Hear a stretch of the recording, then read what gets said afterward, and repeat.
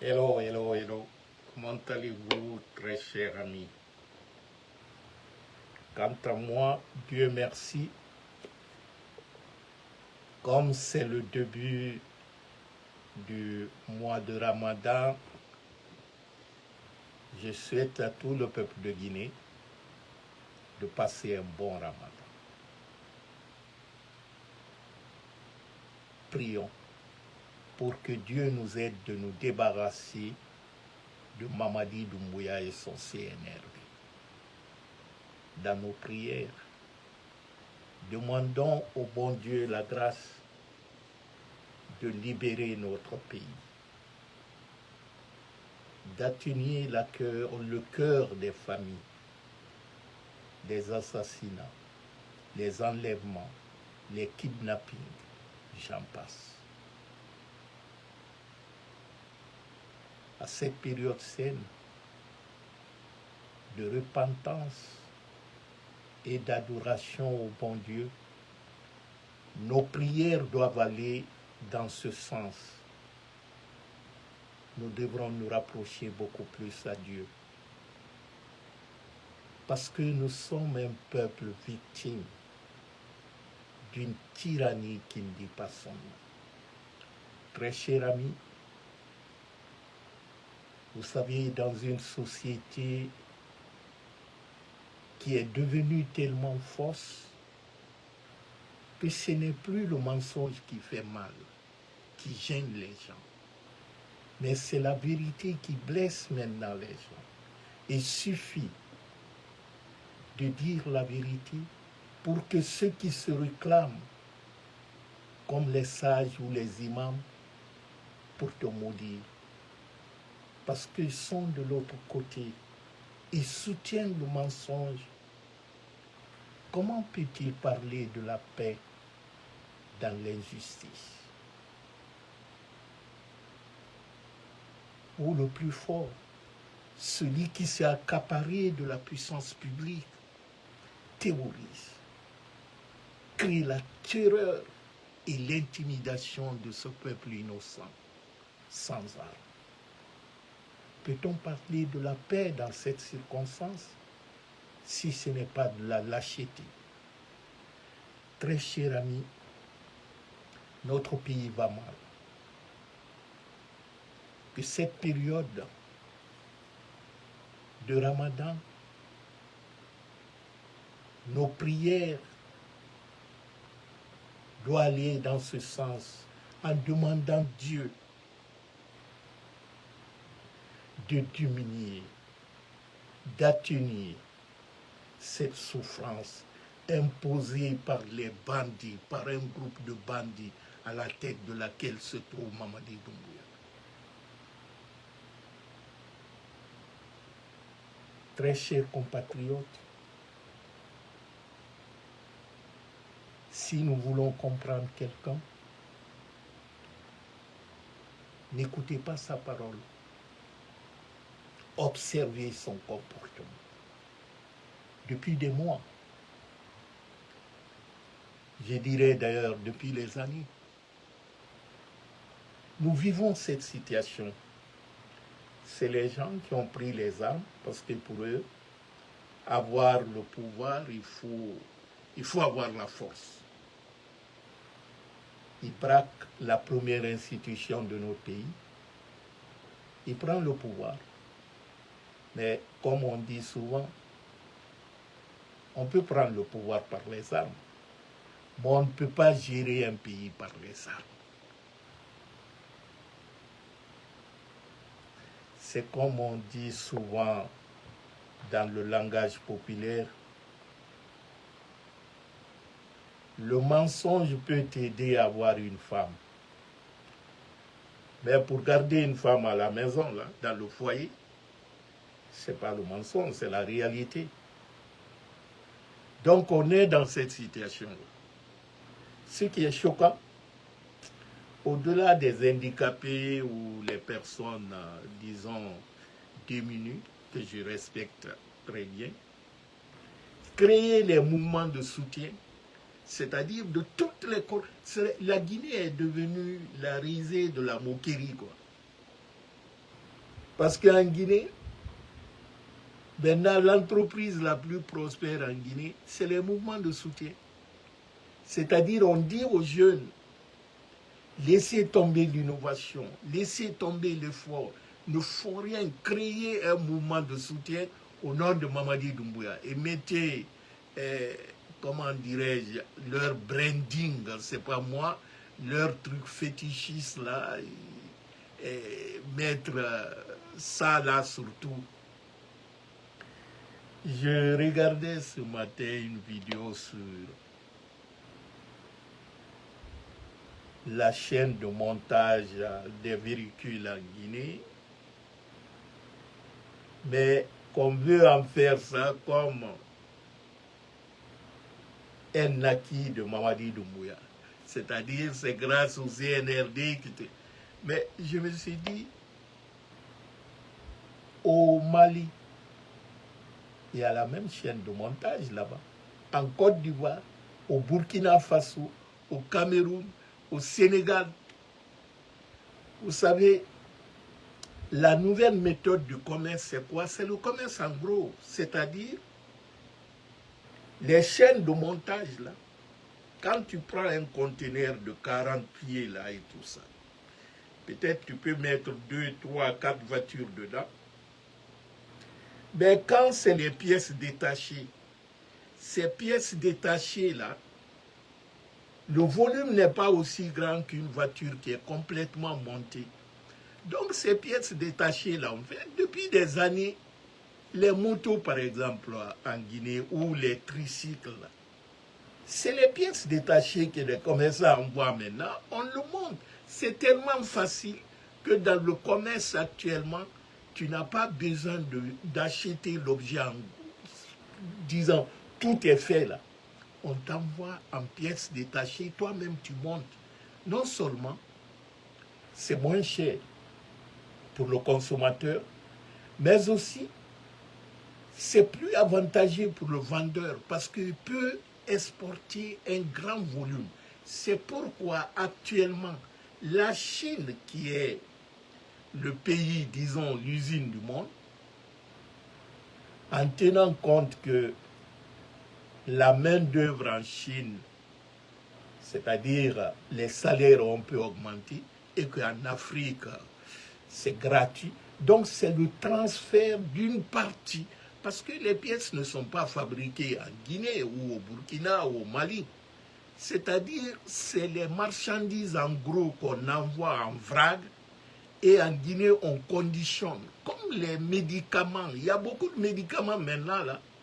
Ce n'est pas les comprimés qu'on envoie directement dans le pays, mais c'est la poudre en gros, c'est-à-dire le principe actif est là, tout est là. Maintenant, on fait le conditionnement sur place.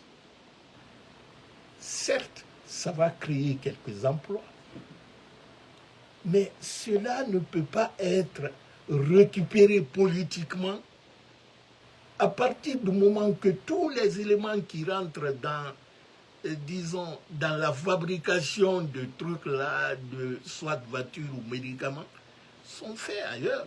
Ce n'est pas fait en Guinée, hein. Ni au Burkina, ni en Côte d'Ivoire, rien.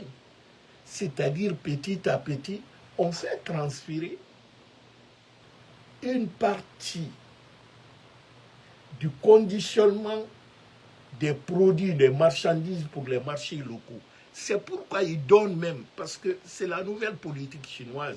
Et ça aussi, ils sont contraints, parce qu'ils savent que la main-d'œuvre en Chine, le prix, le salaire ont augmenté, certains droits sont réclamés maintenant, parce qu'avant, la main-d'œuvre était moins coûteuse en Chine. Mais avec l'évolution et tout ça, maintenant les prix augmentent. Et qu'en Afrique, c'est gratuit, par exemple.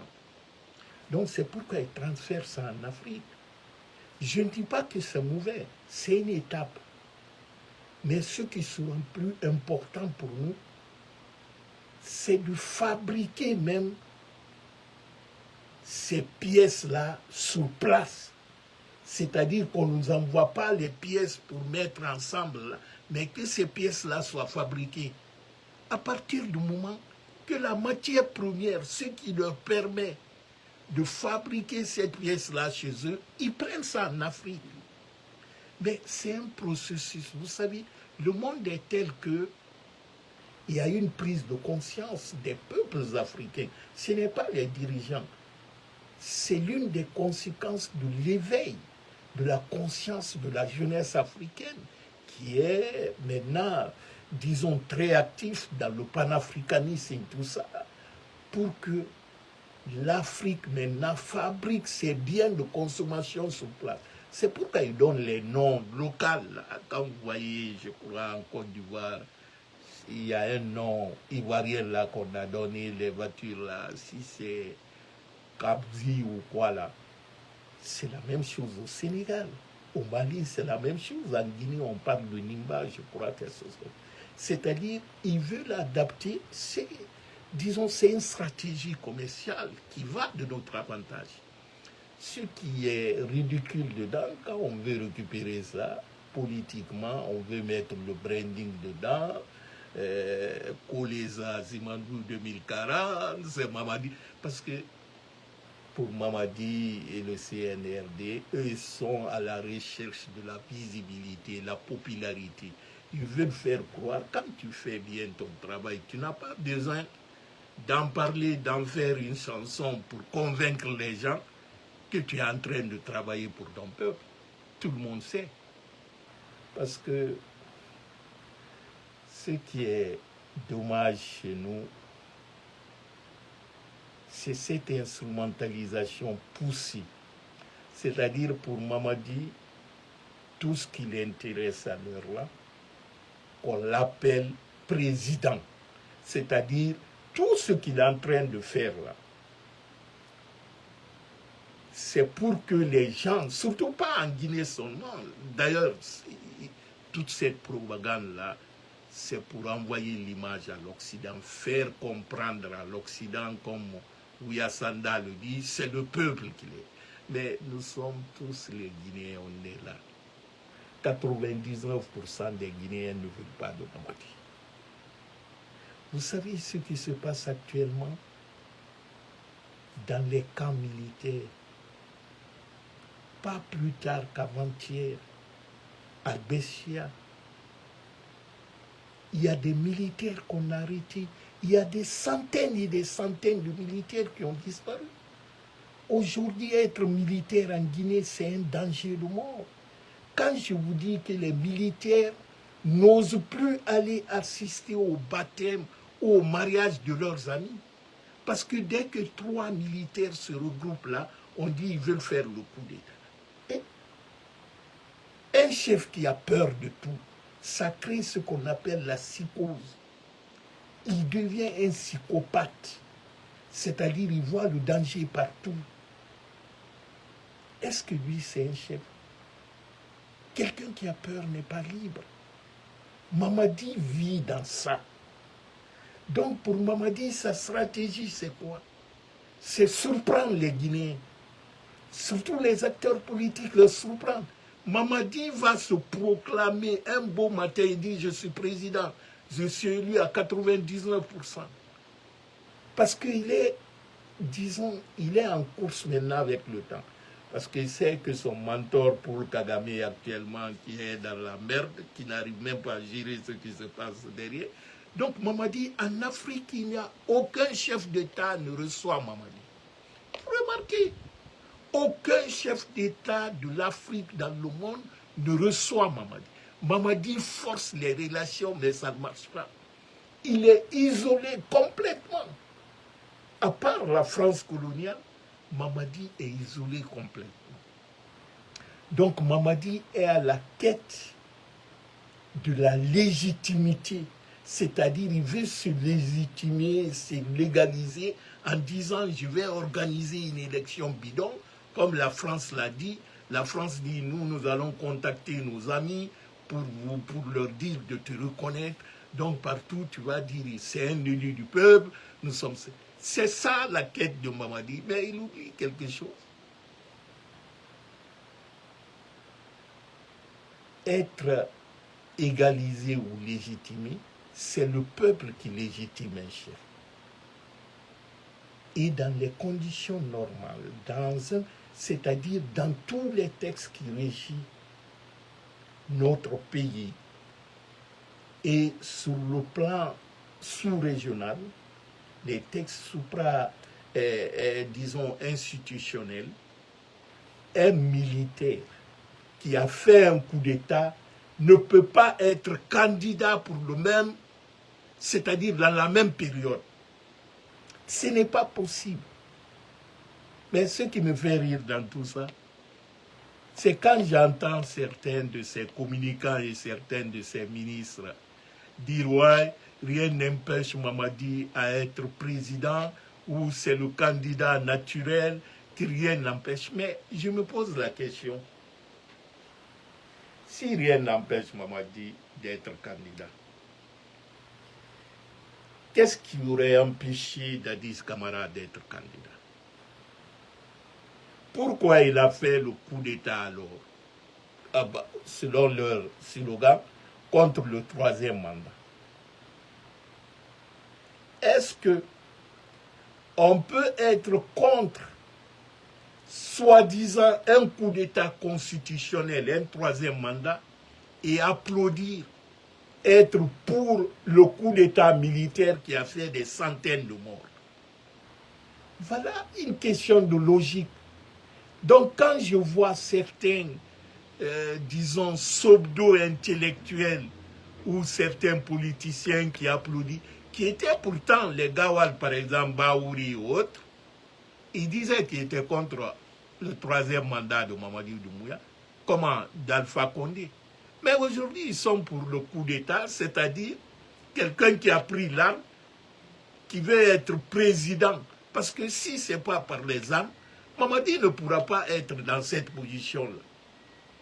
Et vous avez vu où au monde, où un général d'armée, Amara Kamara, fait la campagne pour l'élection ou pour la candidature de son mentor qui est Mamadi. Un général d'armée en exercice qui fait la campagne politique. Nulle part au monde vous verrez ça. Et ils disent que tout Guinéen est libre d'être candidat ou pas. Même ça, c'est ridicule. Quand vous dites que tout Guinéen est libre, et que dans votre fausse constitution là, qu'ils ont sauvée, ils disent que tout Guinéen qui a 80 ans ne peut pas être candidat. Mais ça se contredit alors. Si tout Guinéen peut être candidat, pourquoi vous limitez l'âge de la candidature? Et dans les textes, qu'est-ce qu'ils disent aussi? Qu'un ancien chef d'État ne peut pas être candidat aux élections. Donc il y a une sélectivité dedans. Vous ne pouvez pas dire que tout Guinéen peut être candidat et que vous limitez l'âge, c'est-à-dire tout Guinéen qui a 80 ans et plus ne peut pas être candidat. C'est paradoxal. On ne peut pas combattre le troisième mandat et applaudir le coup d'État 1 pour 6 pour être candidat. Si tel était le cas, on allait laisser Dadis aussi être candidat. Surtout, Baouri, qui est aujourd'hui Premier ministre, c'est lui qui était le président pour l'organisation de la manifestation du 28 septembre en 2009. Mais comme je disais au début là, en Guinée, le mensonge ne fait plus mal. C'est la vérité qui blesse les gens. C'est dommage. C'est dommage à ce sens que il y a des sages qui me disaient, il y a un sage qui me disait un jour,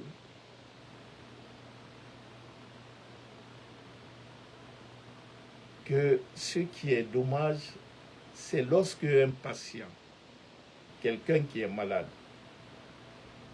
il fait semblant comme si tout va bien. Il dit en ce moment, c'est un cadavre en anticipation, c'est-à-dire c'est un cadavre qui entraîne. Tu sais que tu es malade, mais tu fais semblant que tout va bien. Mais tu prépares ta mort. Donc Mamadi est dans cette situation-là. Il sait que ce n'est pas une question d'élection ou de constitution et tout ça. Mamadi ne peut pas gérer la Guinée. C'est une question d'incapacité. Et ce qui est encore choquant, c'est-à-dire, j'aime dire souvent que Mamadi est pire que le colon. Mamadi est venu détruire tout ce qui était bon, qui était là. Savez-vous ce que Mamadi a fait Parce que Mamadi, non seulement il détruit la Guinée, au vu et au su de tous, mais aussi il le détruit en sourdine, en cachant même la vérité.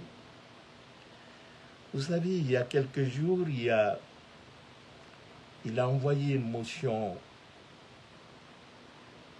au CNT pour amender le projet d'article 36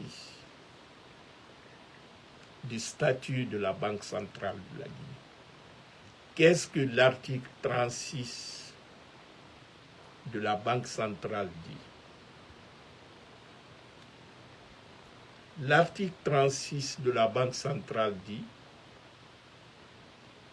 que l'État guinéen, le gouvernement, ne peut pas prêter l'argent à la Banque centrale au-delà de 5%.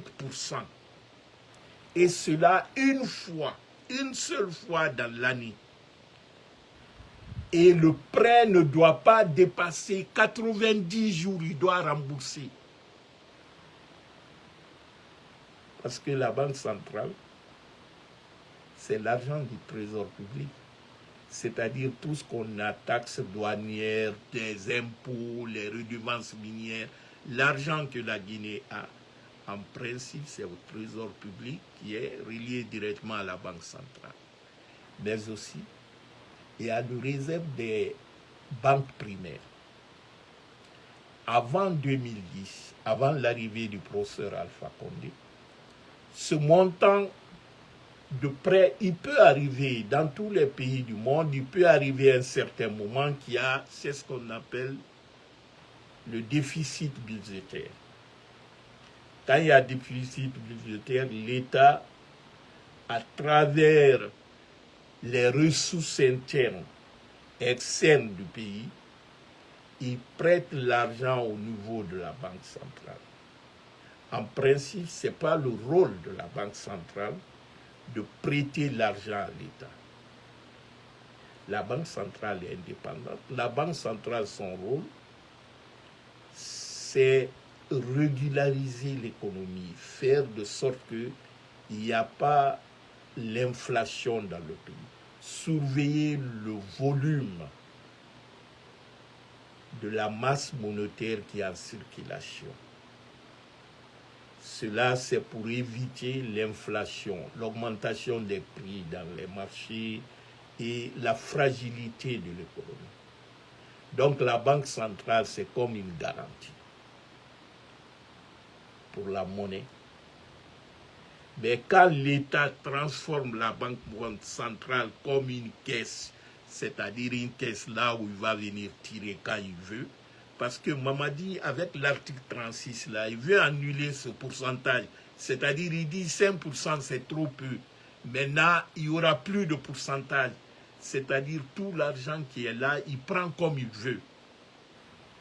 C'est ça que Mamadi. Et cela va amener quoi? Les conséquences de cela, c'est la pagaille totale. Non seulement c'est l'endettement du pays, mais aussi c'est l'augmentation exagérée des prix. Parce qu'il n'y a plus de contrôleurs. Et l'État prend ce qu'il veut. Donc on est dans cette situation. Mamadi a demandé à Dansa de voter une loi. C'est-à-dire, les gens, quand je vous dis que Mamadi est en train de détruire tout ce qui est fait, il y aura un certain moment, le fonctionnaire guinéen, pour prendre son salaire, il ira avec les sacs de 50 kilos. Parce que la monnaie guinéenne est en train d'être détruite complètement. Et le Fonds monétaire international et la Banque mondiale ont dit à Mamadi que ce qu'il est en train de faire là, qu'il est en train de retourner la Guinée dans les années 2000. Tout le monde sait comment les choses se passaient en Guinée. À l'époque, un puce pour le téléphone, là, c'était 5 à 10 millions qu'on achetait. Donc, Mamadi nous retourne à des périodes, disons, où la Guinée, où les Guinéens pensaient qu'ils avaient dépassé ces périodes-là. Tout ce qu'ils sont en train de faire là, est-ce que vous entendez maintenant le problème, l'or qui a disparu à la Banque centrale, on n'en parle plus. Parce que pour Mamadi, les gens, on en parlait, ils ont oublié, on va laisser ça. Les milliards qui ont détruit, qui a entendu qu'on a récupéré au moins quelques centaines de millions ou quelque chose? Non, on ne parle plus de ça. Donc, c'est pourquoi je demande humblement et religieusement à tous les compatriotes de prier pour le pays. De prier pour le pays, pour nous débarrasser de ce bande de bandits. Parce que c'est un groupe de bandits armés. Ceux-ci ne sont pas venus pour le bien de la Guinée, mais ils sont venus détruire la Guinée. Vous savez, dans la vie, une erreur dans la vie, dans toutes choses, qui vous rend humble, est meilleure qu'une réussite qui vous rend arrogant. Mais faudrait-il être capable de reconnaître ses erreurs pour les corriger? Vous savez, beaucoup aiment souvent être à votre place sans savoir par quel chemin vous êtes passé, qu'est-ce que vous avez fait pour être là. De loin, certains diront que gérer un pays, c'est facile. Le mal, d'ailleurs, en Afrique, c'est ça. Tout le monde se croit être présidentiable. C'est-à-dire qu'il peut être président dans le pays, qu'il peut gérer, qu'il peut être directeur par-ci, directeur par-là. Mais c'est ce qu'on voit avec beaucoup de jeunes qui gueulaient sur les réseaux sociaux. Aujourd'hui, il y a beaucoup qui sont DG, directeurs par-ci, mais c'est une catastrophe. Mais quand tu leur entends parler, avant qu'ils soient dans ces postes-là, ah, c'est comme ça qu'on doit faire, c'est comme ça, tel n'est pas bon, il est médiocre. Maintenant, ce sont eux qui sont là. Mais c'est catastrophique leur gestion. La Guinée n'a jamais connu une telle défaillance dans l'administration guinéenne. On n'a jamais connu ça dans l'histoire de la Guinée. Et pourtant, c'est les jeunes qui sont là. La moyenne d'âge actuellement, c'est 40 ans ou 35 ans même. Mais le pays est tellement mal géré qu'on se pose la question. Parce que le mal de la jeunesse guinéenne, c'est quoi? La jeunesse guinéenne ne s'est jamais battue pour la Guinée. La jeunesse guinéenne n'a pas ce... C'est-à-dire, il n'y a pas ce fibre patriotique que nos aînés avaient. Le jeune Guinéen, toute sa préoccupation, c'est remplacer celui qu'il appelle dans le quartier Magran. C'est prendre la place de son grand là, mener le même mode de vie que son grand qu'il a idéalisé dans le quartier Magran et dans la grosse voiture. Les petites filles m'envoient appeler telle fille et tout ça là. Il est connu, tout le monde l'appelle. C'est-à-dire, c'est l'image là. Donc le jeune Guinéen, même s'il est sorti de Sorbonne ou quoi là, dès qu'il tombe en Guinée, c'est cette logique-là qui est dans sa tête. C'est pour filmer et pour être dans le quartier que d'autres l'appellent aussi Magran. Mais ce n'est pas pour changer les mauvaises pratiques qu'il dénonçait avant d'avoir ce poste-là. Mais allez-y dans le ministre de l'énergie ou de l'hydraulique. Lui, il a créé une société, bon, il avait une société de désinfection et tout ça, mais il a créé d'autres sociétés d'eau et tout. Chaque ministre dans son poste crée une société liée à son poste. Donc le ministère devient comme une entreprise privée. La RTP, par exemple, le jeune qui est là-bas, Amadou ou Mamadi Doumbouya, il s'appelle aussi, il a créé une société de distribution d'Internet.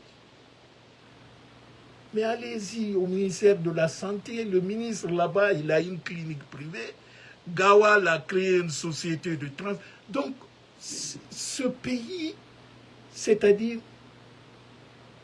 la génération maintenant, les plus jeunes font plus du tort au pays que nos aînés. Je ne dis pas que tout ce que nos aînés aussi ont fait est beau, mais c'était moins pire que ce que nous vivons aujourd'hui. Parce que nous, quand même, on a eu la chance, notre période, on peut comparer. C'est-à-dire, tu peux savoir ce qui se passe à Jakarta, à Abidjan, à Dakar. Mais à leur période, à leur temps, là, l'information n'était pas fluide comme maintenant, là. Parce que le monde, c'est un gros village. Et généralement, il y a beaucoup de ces directeurs-là qui ont vécu en Occident. Il y a beaucoup. C'est comme si, quand ils rentrent en Guinée, ils veulent rattraper les périodes de dèche qu'ils ont connues en Occident. Ils veulent rattraper ça. Mais regardez en Guinée aussi, la course à l'enrichissement, mais à commencer par Mamadi même. Quand vous allez au bord de la mer aujourd'hui à Conakry, partout, c'est les immeubles, les villas. C'est pas pour rien qu'un terrain, je lisais, qu'un terrain vert qui peut coûter l'équivalent de 500 à 600 000 $. Ici, pour avoir une grosse maison construite, tout, sorte de duplex, là, 600 000 $, tu as ça. Encore moins, il y en a dans certaines localités, tout dépend. Mais en Guinée, aujourd'hui, c'est les terrains vides, là, qu'on vend à une valeur. Vous trouverez jusqu'à l'équivalent d'1 million de $. C'est pas possible. C'est la spéculation qu'ils ont créée en Guinée. Tu sais, comment savoir qu'un pays, c'est un pays est dirigé par les narcos? Tout de suite, vous remarquerez qu'une petite minorité de la population vit dans l'opulence et la majorité de la population vit dans la misère. Donc la pauvreté, les gens ne s'en sortent pas. Mais il y a un petit groupe qui vit au-delà, c'est-à-dire qui ont emmagasiné tout le bien de cette grande majorité-là dans la main d'un petit groupe. Ça, c'est le premier aspect. Le deuxième aspect, c'est la spéculation foncière. C'est-à-dire les terrains, les trucs, les prix sont inabordables. Parce que ce petit groupe a créé, c'est ce qu'on appelle une sorte de faux marché. C'est-à-dire, comme eux gagnent d'une façon, disons, insolente, sans même faire de l'effort, ils sont prêts, ils ne discutent même pas, ils sont prêts à acheter en gros, de sorte que les propriétaires des terrains, certains ont des difficultés, ils ne peuvent pas s'en sortir, et nous savons en Guinée comment cela aussi se passe, même les terrains de l'État, les gens, Gawal est venu, tous les terrains qui ont été immatriculés au temps d'Alpha Condé, Gawal est venu, il a mélangé tout, c'est-à-dire il a pris tous les terrains, c'est-à-dire les terrains que l'État avait récupérés au temps d'Alpha Condé, a été immatriculé tout. Gawal est venu, il a fait du bordel dans ça. Là. Gawal a plus de 50 parcelles à quitter. Aujourd'hui, à Gawal, dans sa préfecture natale, il a envoyé une famille en prison là-bas à cause des terrains. Il prend les terrains de l'État, il a vendu d'ailleurs certains terrains de l'État là-bas à l'État. C'est-à-dire, il prend le terrain de l'État, il vend au ministère de la Sécurité que ceux-ci veulent construire, je ne sais quoi. Gawal est dans cette... C'est les gens comme ça qui créent cette spéculation. C'est une sorte de surenchère. Et après Gawal, c'est Mourkondé qui est venu. Mourkondé a une société immobilière en Guinée. Donc c'est Mourkondé qui est le ministre d'aménagement ou des trucs là. Les trucs, tous les domaines relevant de l'accord franco-guinéen, au temps de la colonisation, les biens, tout ce qui appartenait à des Français, ils ont donné ça à l'État. Alpha Condé avait recensé tout. Mori Condé est venu, il a créé aussi, comme Gawal, lui et Gawal, ils ont créé du bordel là. De sorte qu'ils créent les conflits de demain. Parce que ce qui est clair, il y aura toujours les traces. Et les documents existent. Et puis, c'est les domaines qui sont cartographiés déjà par satellite qu'on connaît. Et heureusement, ceux qui ont fait ça, il y a beaucoup qui sont encore vivants. C'est pourquoi le jeune ministre Ibrahima, docteur Ibrahima Kourouma est en prison à cause de ça. Parce qu'ils disent que le coup d'État est venu, qu'il a envoyé le courrier avec ces documents-là à quelqu'un à l'étranger. Ils veulent savoir à qui il a envoyé. Parce qu'ils sont venus. Allez-y en Soumania. La zone pour les logements sociaux, Mamadi a reparti ça, ces éléments des forces spéciales.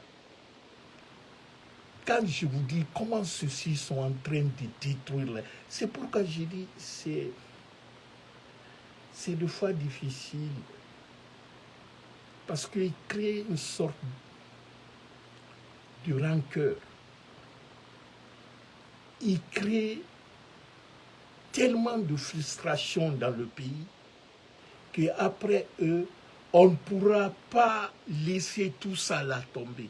Parce que, pour ceux qui remarquent, lorsque Alpha est venu, il dit ce qui est passé est passé. Je ne vais pas revenir sur tout ça pour ne pas créer encore d'autres problèmes. Mais eux sont venus, non seulement ils ont déshonoré publiquement les anciens, les Kassouri qui sont condamnés aujourd'hui et tout ça là. Mais eux font pire que ceci là. Est-ce que demain on pourra leur laisser partir? Non. C'est les gens qui doivent payer. Tout ce qu'ils ont fait du mal, ils doivent payer ça. Donc, très cher ami, on est dans cette situation. Il arrive que nous sommes dans une période de pénitence. C'est le Ramadan. Tout croyant se rapproche de Dieu. Il y a certains comportements, certaines habitudes qu'à cette période de pénitence, nous nous obstinons de leur faire. Mais dans nos prières, on doit demander au bon Dieu de nous aider à sortir de cette souffrance. En faisant quoi? En mettant dehors ces mécréants, ceux qui font souffrir les familles. Il y a des familles aujourd'hui qui ont perdu leur mari. Les enfants sont abandonnés. Aujourd'hui, ils n'ont même pas quoi manger. Pensez-vous que les pleurs de ces mères de famille, le cri de ces enfants qui, depuis des mois ou des années, n'ont pas de nouvelles de leur père, vous croyez que cela va tomber à terre comme ça? Dieu n'aime pas l'injustice. Vous savez, la démocratie meurt dans un pays lorsqu'on la laisse mourir. C'est lorsque un peuple s'endort en liberté en disant que tout va bien, même si tout va mal, il se réveillera dans la servitude, dans l'esclavage. Mais c'est ce qui nous arrive aujourd'hui. On a tous vu le cas récent d'Abdou Sako, le coordinateur des forces vives, disons, de la société civile. Mais c'est un cas parmi 100 d'autres. Il y a beaucoup d'autres cas. On n'en parle pas. Même les victimes, les familles, il est interdit à des familles de parler de la disparition de leurs parents. On leur interdit, c'est-à-dire une sorte de double peine. Mais regardez le cas de Siakabari. Selon les informations concordantes, Siaka Bari a été aussi arrêté au même moment qu'Abdou Sako.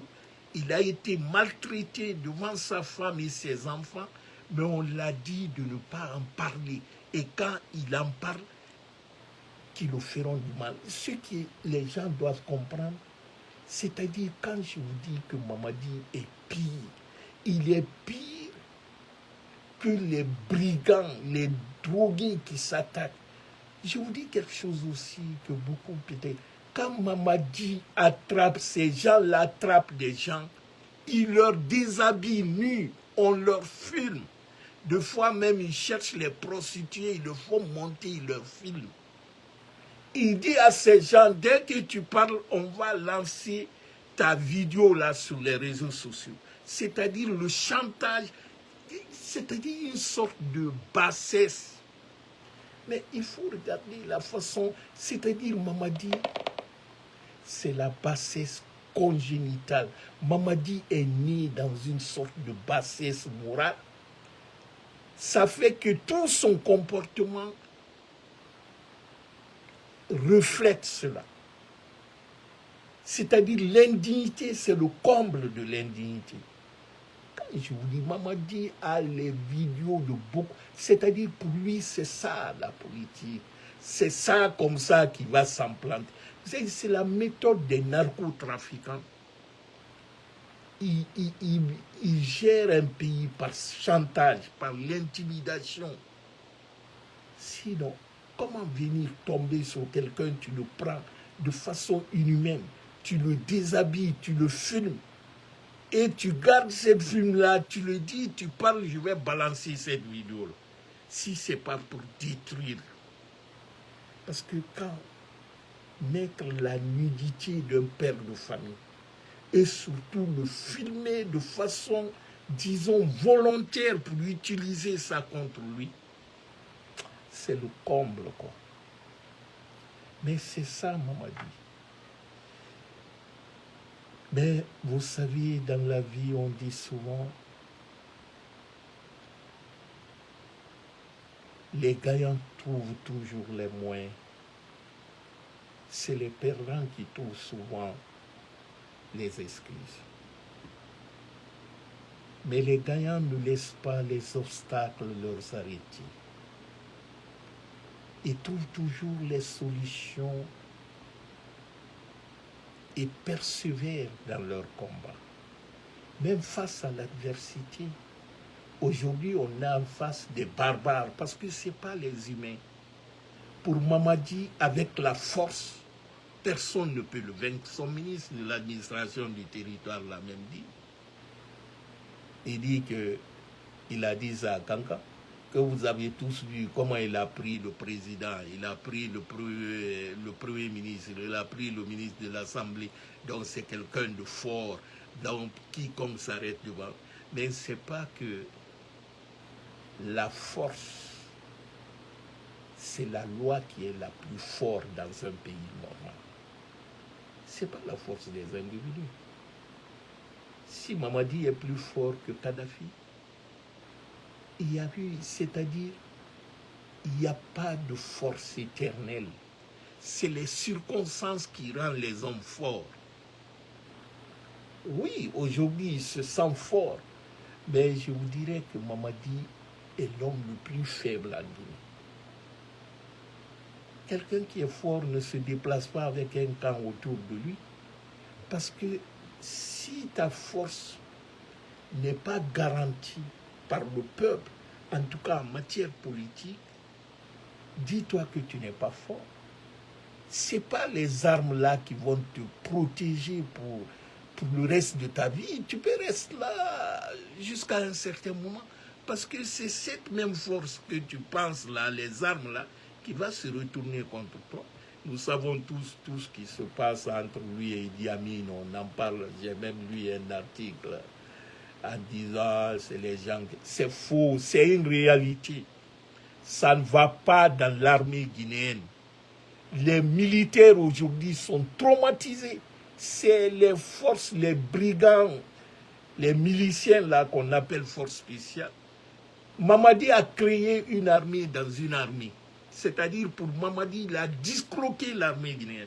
C'est-à-dire tout l'effort que Alpha a fait pour reformer l'armée guinéenne, c'est ça qu'on a mis. La France, avec l'appui de la France, ils ont tout gâté.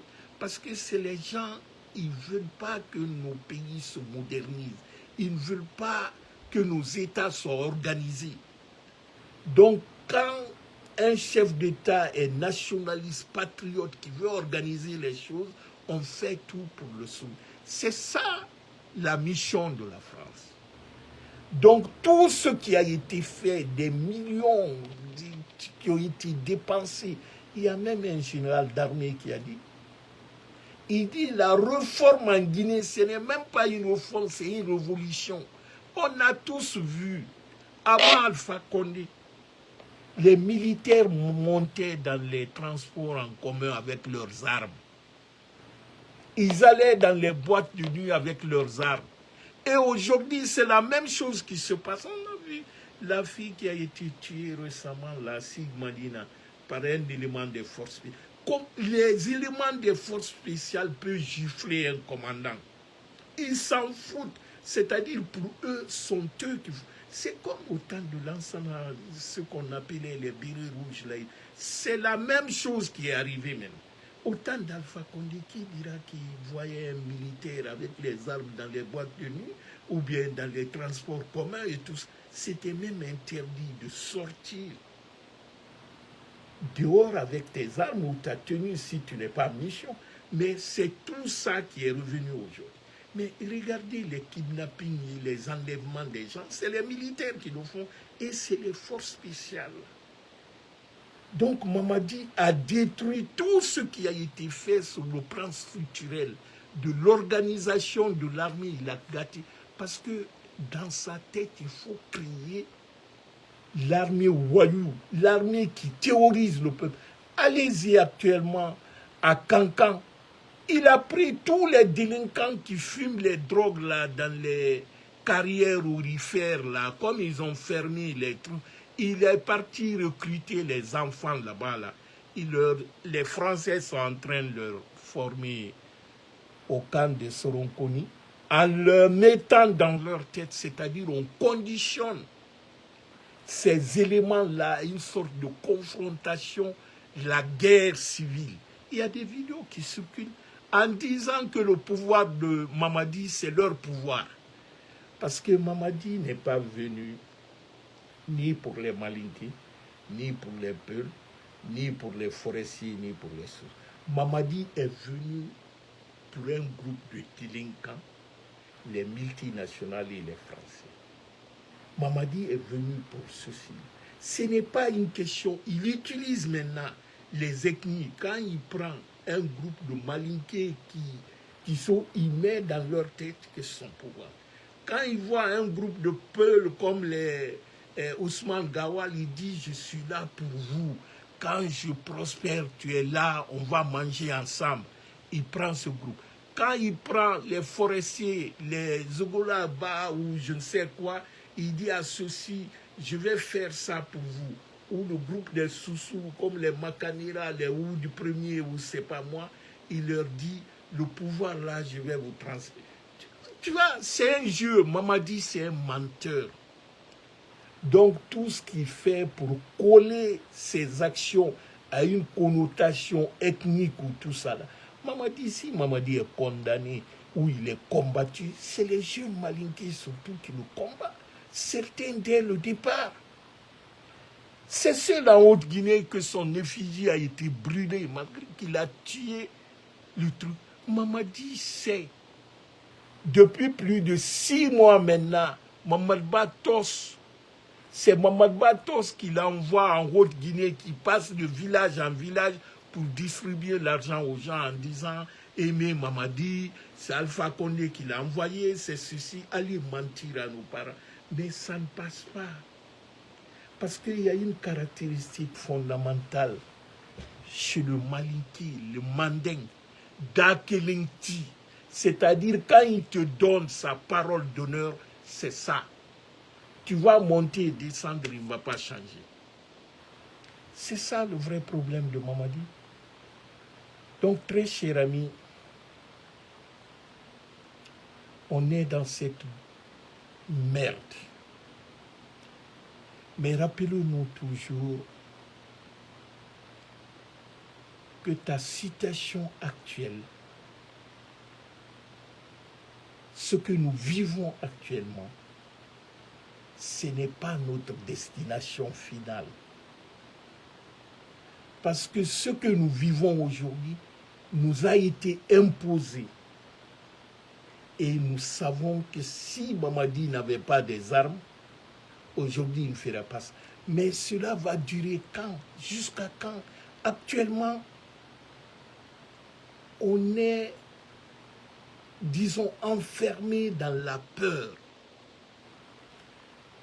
Parce que personne n'ose affranchir cette peur. D'abord, tous ceux qui se lèvent, où Mamadi pense, où son groupe pense que ceux-ci sont menaçants, on vient les enlever, on leur tue ou on les capte. Les Founiki Mengue sont dans ça, les Sissi sont dans ça, les Ramatoulaye Colons, c'est-à-dire, pour Mamadi, tous ceux qui peuvent mobiliser, parce que le peuple a besoin des éclaireurs, a besoin des mobilisateurs. Donc Mamadi, lui, il prend les gens, il dit, je vais faire disparaître tel, soit je le tue ou je l'enlève, pour ne pas que le peuple ouvre les yeux. Maintenant, il crée, c'est ce qu'on appelle les événements artificiels pour les jeunes, pour endormir les jeunes. On voit les petites filles là, les Kababintou, les trucs, s'exhiber sur les réseaux sociaux pour endormir les jeunes, créer les événements bidons, aménager les plages, c'est-à-dire les futilités, pour ne pas que les jeunes réfléchissent sur leur situation. Parce que quand vous regardez dans les réseaux sociaux, vous regardez les jeunes des autres pays, au Bénin, Cameroun, Sénégal, ou tout, c'est les jeunes entrepreneurs, ils parlent de l'innovation, ils parlent d'agro-business, comment faire tel élevage. Mais en Guinée, on parle de quoi? On parle des mouvements de soutien. On parle de l'amusement, c'est-à-dire aménager les plages. On parle de rencontres des blogueurs. C'est les futilités comme ça. Et ce qui m'a même fait encore choquer de plus, créer un parti politique pour un condamné pour le crime contre l'humanité, c'est-à-dire Toumba. Toumba Diakité, on crée un parti artificiel pour lui et on fait, depuis, je crois, vendredi passé, ils font des balades en ville là-bas avec les micros dans les véhicules, ils se promènent là. Mais quelqu'un qui est en prison, on n'a pas besoin d'aller à l'école pour savoir qu'un prisonnier ne peut pas être président d'un parti. Même s'il est président d'un parti politique, il ne peut pas être candidat. Dadi, c'est un parti politique. Avant qu'il soit condamné, il avait un parti politique. Mais laissez-moi vous dire, si c'était les gens de Dadis qui faisaient ces marches-là en disant Dadis candidat ou Dadis... Mais vous allez, ils vont dire qu'ils ont perturbé l'ordre public, qu'on va leur arrêter, les menacer. Mais comme Toumba, tout son truc là, il dit de soutenir Mamadi.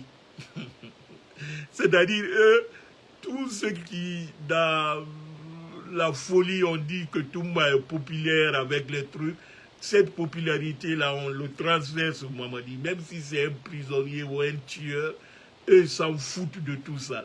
Parce qu'eux sont à la recherche de la popularité et de la visibilité. C'est pourquoi je disais que l'usine c'est-à-dire pas l'usine, le centre de montage des véhicules là, on dit que c'est pas mal. Il y a eu combien? 3 ou 4, 5 ministres qui étaient là. Mais en Côte d'Ivoire, on l'a fait, mais on n'a vu aucun ministre, peut-être le ministre du Commerce ou de quoi. Au Burkina, plein d'autres on avait, et c'est pas particulier à la Guinée, mais eux n'en font pas ça comme capitale. Mais en Guinée, tout est récupéré. Mais regardez les milliards qu'on a donnés à Makanira aujourd'hui, qui est dans la région de Bouké, il passe de village en village pour donner l'argent aux gens, de soutenir Mamadi et tout ça. Et pourtant, il y a 14 000 enseignants contractuels qui n'ont pas leur arriéré de salaire depuis 2 ans. il y a des centaines de milliers d'enseignants à l'heure là que le ministre de l'enseignement préuniversitaire n'arrive pas à leur payer. Ceux de Tougué sont venus le voir la semaine passée. On n'arrive même pas à leur donner 400 000 francs, c'est-à-dire le minimum vital pour les enseignants qui sont dans les... Leur prime a été détournée depuis décembre. Mais on donne les milliards à des macanira, à des artistes, de faire des mouvements de soutien. Parce que eux, c'est ça pour eux. Parce que tout ce qui est en train de faire comme concret là, c'est les projets que Mamadi a hérités. Mamadi n'a fait aucun projet de début à la fin. Tout ce qu'il est en train, il a trouvé soit les travaux, tout, c'est-à-dire le budget était bouclé. L'argent était là. Je voyais même la cité qui est, je crois, à Kaloum, Ouas ou je ne sais quoi, qui a été financée par la Banque islamique de développement depuis autant d'Alpha Condé. C'est ça, on va plus de 4 ministres pour en faire les propagandes de ça. C'est-à-dire, eux, ils ne communiquent que sur les projets qu'ils ont hérités. Mais eux-mêmes, leurs projets, ils n'en parlent pas.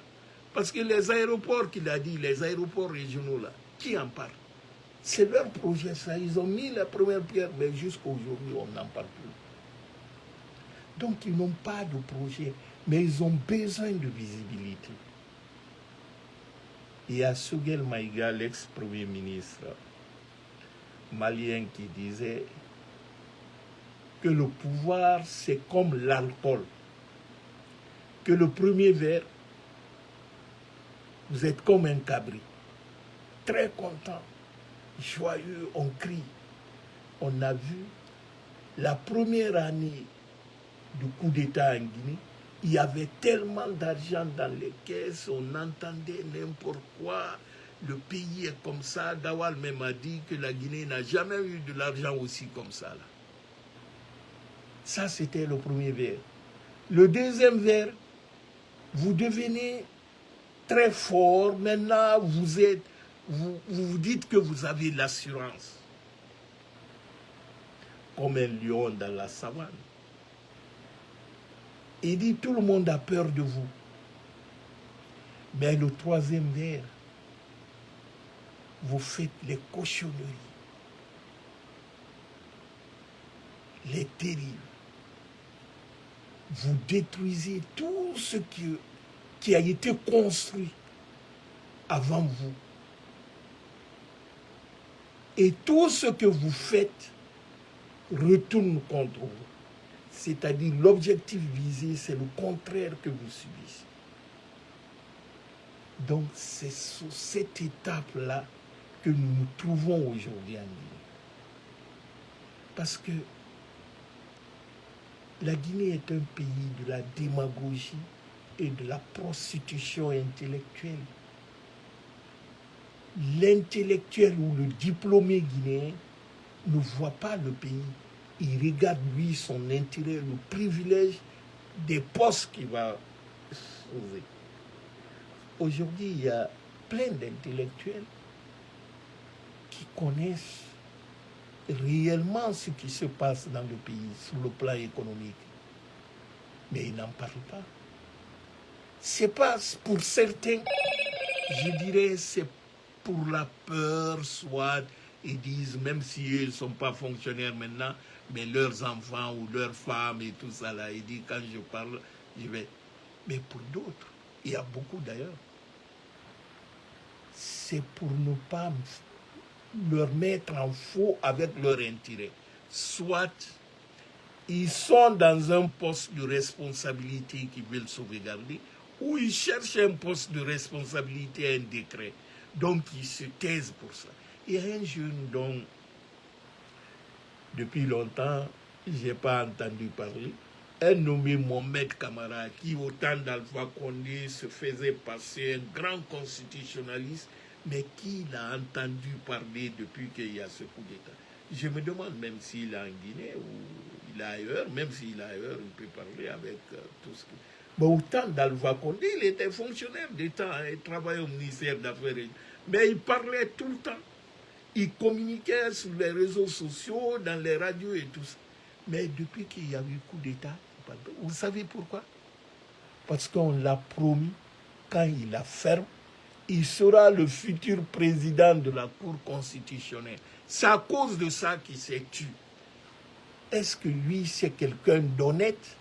C'est ça la malhonnêteté intellectuelle en Guinée. Un intellectuel ne cherche pas les postes, c'est les postes qui viennent vers lui. Et un intellectuel qui n'a pas le courage d'affirmer, surtout dans une circonstance comme ça, où son pays, sur le plan social, sur le plan juridique, sur le plan économique, dans tous les domaines, son pays est confronté à des pires difficultés, se taire et regarder, il est complice de ceux qui mettent ce pays-là mal. Ce n'est pas demain qu'il va venir dire « Ouais, je savais ça, ça postérité. » Mais lorsque ça se passait, où tu étais? C'est le cas de Ousmane Kaba. Ousmane Kaba qui faisait les envolées, je suis sorti de Havard et tout. Tout ça, c'est faux. Un intellectuel qui est malhonnête intellectuellement n'est pas un intellectuel. Les Koumara qui parlent Simandou, mais tout ça là, c'est les bluffs. Vous n'entendrez jamais Lansana Kouyaté parler ou les François Lycénifal qui se cachent. Et pourtant, ils connaissent la réalité. Ils sont plus expérimentés que moi, dire même plus fort. Mais ils n'en parlent pas parce que c'est les malhonnêtes. C'est les malhonnêtes, c'est les lâches.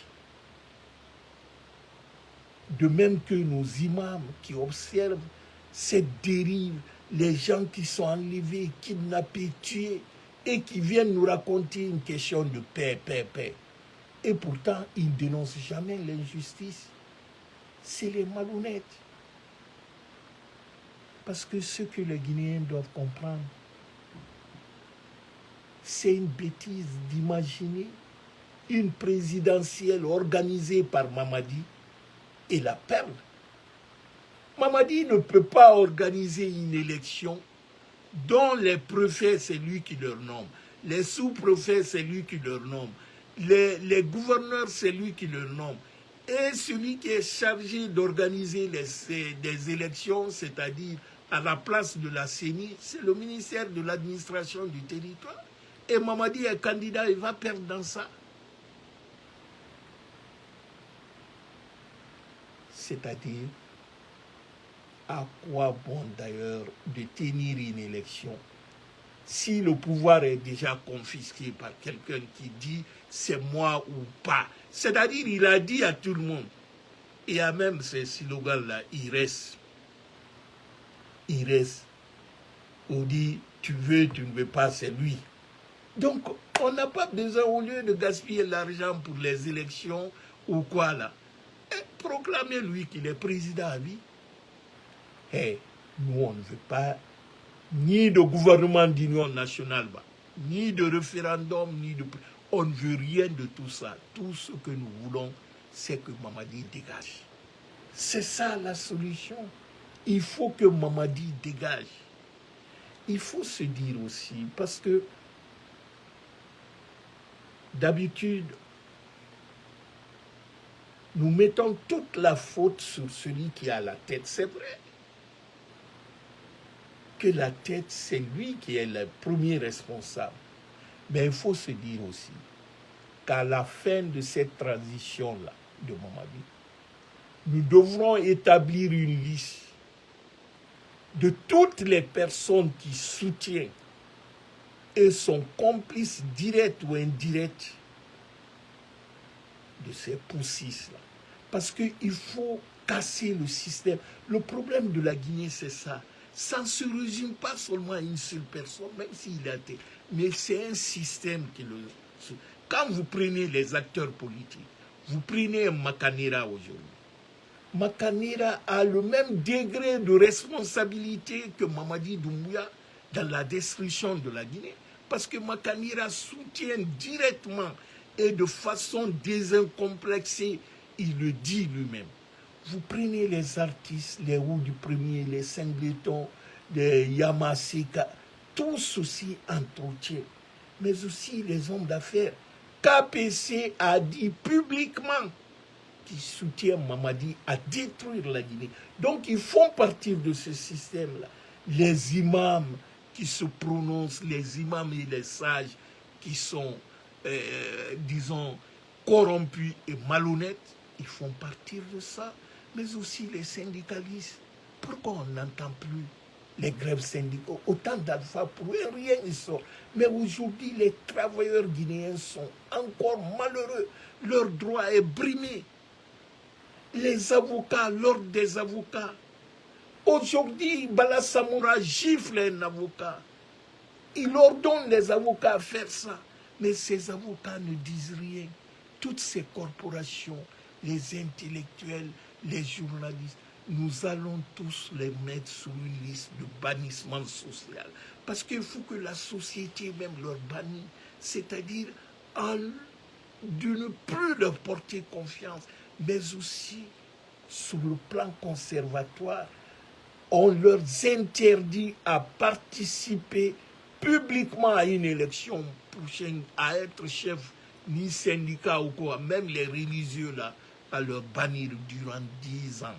Parce qu'il faut tuer ce système, tous les éléments nuisibles de la société pour moraliser la société. Il faut s'attaquer de tous les éléments. Il ne s'agit pas de laisser prendre la tête et couper. Le reste ne peut rien, mais le reste reste. Il reste, disons, les cellules dormantes. Dès qu'une situation se trouve, les gens qui changent de pouvoir en pouvoir, chaque pouvoir, eux, ils sont là pour faire salam aleikum ou les trucs. C'est les gens qui sont là parce qu'ils n'ont pas été matés. Donc, pour anéantir, pour débarrasser la Guinée, pour ne pas qu'on soit toujours en perpétuel recommencement, il faut détruire tous les éléments constitutifs du système. Je ne dis pas le bas peuple, ceux qui sont là, ils sont dans les mouvements, mais les promoteurs, c'est-à-dire ceux qui sont à la tête, qui mobilisent les matanira par exemple, ou les chanteurs qui en font là, ou les imams qui en font des serments en allant, ou les gens qui se font montrer, c'est-à-dire les têtes pensantes là, il faut leur neutraliser. Et cela, tout patriote conscient guinéen doit faire. Aujourd'hui, c'est facile. On a les réseaux sociaux, il y a des posts, il y a des trucs qui sont là. Ils écrivent, on le voit dans les manifs, dans les trucs. Donc, on a des preuves. On ne va pas accuser quelqu'un sans preuve. Donc, il faut que chacun de nous essaye de récupérer tout ce qui est vidéo, les écrits, tout ça là. Parce que ce qui est clair, ce pouvoir-là est en agonie. C'est-à-dire, c'est l'auto-suicide, l'autodestruction. Eux-mêmes, ils vont se détruire. C'est ça, c'est les signes là que nous voyons aujourd'hui. Les campagnes anticipées et tout ça là, ils veulent surprendre le peuple de Guinée. À la sortie du mois de Carême là, ils disent l'élection c'est demain. Donc, ils se disent, ils veulent autoproclamer par la force. Pour eux, quand ils disent élection, Mamadi est président, tous les problèmes de la Guinée vont se régler le lendemain. C'est ça qui est dans leur tête. Mais ils ne savent pas que le vrai problème, c'est Mamadi d'abord. C'est Mamadi qui est le problème. Mamadi ne peut pas être une solution pour la Guinée. Même au-delà des opposants, Mamadi ne peut pas gérer la Guinée. C'est ça la réalité. Très chers compatriotes, comme c'est le mois de Carême, je ne vais pas monopoliser votre temps. Mais soyez sûrs de quelque chose. La force ne vient pas forcément de la victoire. C'est en luttant qu'on développe la force. Lorsque vous traversez les épreuves, c'est en ce moment que vous vous rendez compte que vous êtes force. Lorsque vous n'abandonnez pas un combat et que vous avez la conviction que ce que vous faites est juste, c'est ce qui crée la force en vous. Mais quand on sait ce qu'on vaut, on n'a pas besoin de prouver ce qu'on est capable de faire. Dans la vie, quand on est sûr d'avoir raison, on n'a pas besoin de discuter avec ceux qui ont tort. Parce que la vérité est évidente. Vous savez, l'orgueil est ce gros démon qui fait croire à un moment à certains qui sont supérieurs, qui ont la force, qui ont tout maîtrisé. Alors que strictement, en réalité, ils ne maîtrisent rien. Vous savez, une personne qui bâtit sa vie en détruisant celle des autres, cela finit toujours à le rattraper. Parce que quand vous faites le mal à quelqu'un, injustement, c'est Dieu qui viendra le réhabiliter. Le karma existe. Hein? On dit souvent, avec l'âge, on apprend facilement à se détacher des petites mesquineries. Il y a certaines choses qui ne touchent pas. On ne prend pas à cœur certains petits trucs là lorsqu'on était jeune et tout ça. Ça, c'est la vie. Vous saviez, à 86 ans, même si son âge sur le papier est élevé, il reste jeune dans son esprit. Le professeur Alpha Condé a une réflexion profonde sur l'âge de sa vie. Vous savez, il était donné pour mort dans 6 mois après le coup d'État, là. Mais voilà, c'est 3 ans, 4 mois maintenant, il est là. Mais on l'avait dit qu'il était mourant, qu'il était fatigué, son médecin ou quoi là. On l'avait dit qu'il n'avait que 6 mois à vivre. Vous savez, quand tu souhaites la mort de quelqu'un et que tu penses que lui va, si tu ne fais pas attention, tu vas mourir avant lui. Hein. Mais Alpha, il est en bonne santé, Dieu merci. Vous savez, l'âge, c'est un privilège. C'est une chance de Dieu. Il n'est pas dit que chacun de nous peut avoir 80 ans ou 70 ans ou tel âge et tout ça. Il y a des gens qui meurent morts-nés. Il y a certains à l'âge jeune, à la fleur d'âge. Il y a d'autres à 100 ans. On a vu à l'âge bureau, paix à son âme, qui est mort, je crois, à 103 ans ou 113 ans. C'est une chance. Être âgé, être en bonne santé, c'est un don de Dieu. Même s'il est âgé, le professeur Alpha Condé sur le papier, mais mentalement et physiquement, il reste jeune, comme quelqu'un qui a 40, 45 ans. Parce que son âme est jeune. Un temps, c'est-à-dire l'âme ne prend jamais l'âge. L'âge, c'est un chiffre. Notre mentalité maintenant et notre comportement peut être jeune. Donc, très cher ami, la jeunesse n'est pas une question d'âge, mais c'est une question d'attitude. Se lever chaque matin à la même heure, avoir toujours un livre ou une passion en tout cas à partager, lire quotidiennement, retrouver ses amis, ses parents et tout ça. pratiquer l'exercice physique, le sport. Voilà le secret d'une vie épanouie, au-delà de l'âge. C'est ça qui te rend jeune. Ce n'est pas avoir 25 ans, on peut avoir 25 ans, 30 ans et avoir une attitude ou un comportement de vieux. On peut avoir 80 ans, avoir un comportement de jeune, être actif. Donc, chers compatriotes, les jeunes doivent apprendre auprès des vieux. Si les jeunes ont la vitalité, mais l'expérience appartient aux vieux. Certains qui ont vécu certaines choses que les jeunes n'ont pas vécues. Aujourd'hui, quoi qu'on dise, on peut dire, ah oui, toi tu es un fan d'Alva, tu es comme ça.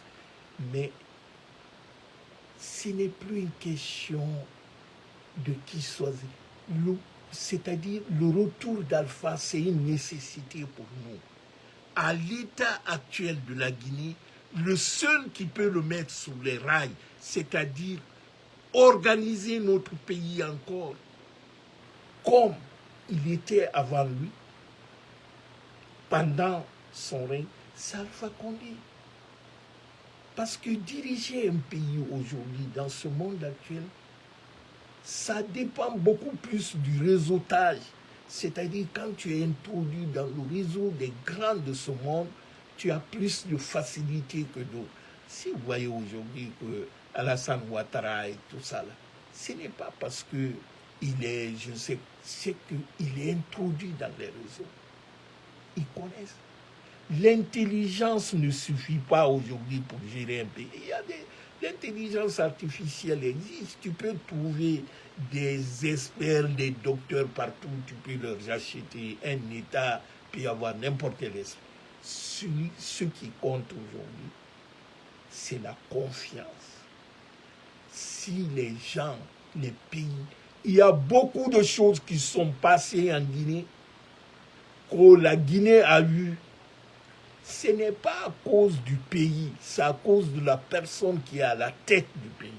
Parce qu'il a des connexions, il a des relations. Mamadi est venu détruire tout ça. Donc à l'heure actuelle, la personne la mieux indiquée pour nous sortir dans cette situation, c'est le professeur Alpha Condé. Il ne faut pas se mentir. C'est ça la réalité. Donc nous souhaitons, en cette période de carême, prier Dieu qui nous aide à nous débarrasser de ces mécréants et que ce pays soit remis, disons, sur les rails, que nous soyons un pays normal comme tous les autres pays du monde. Très chers amis, merci de votre écoute et encore une fois, bon Ramadan à chacun de vous et portez-vous bien. Que Dieu vous bénisse. Merci. Bye bye.